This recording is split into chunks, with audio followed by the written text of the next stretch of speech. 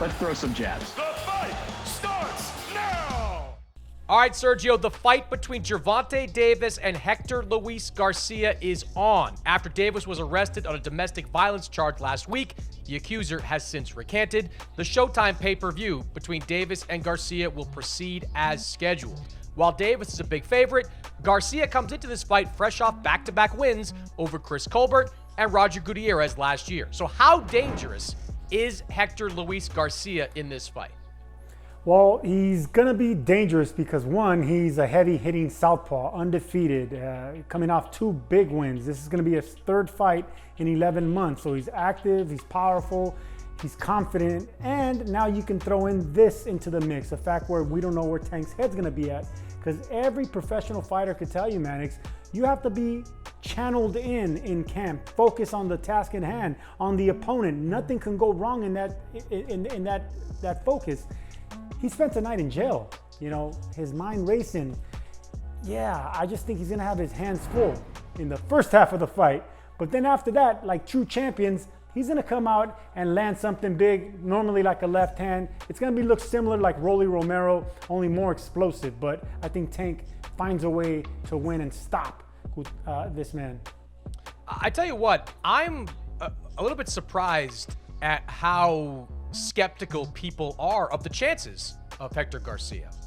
He took that Chris Colbert fight on what, like 3 weeks notice? And he beat Chris Colbert, who was a rising prospect / contender at that point. He then goes into a showdown with Roger Gutierrez and takes his title off him. Gutierrez, a very solid fighter. Yes, Hector Luis Garcia is coming up in weight, but if you look at these two guys, I mean, Hector is taller and looks to be as physically big, if not bigger, than Tank Davis. He's also backed by a guy who I think deserves to be called the trainer of the year in 2022, and Bob Santos, who has done a phenomenal job with a lot of Dominican fighters, including Hector Garcia. I do think, and I agree with you in this way, I think Hector Garcia has to watch out for that one big shot. I mean, Tank Davis is not a volume puncher. He landed around 25 punches in his last win over Rolly Romero. But those punches are big punches, and the only one that mattered was the one that put Romero out. So I think Hector Garcia has a chance to be up on the scorecards in the second half of this fight.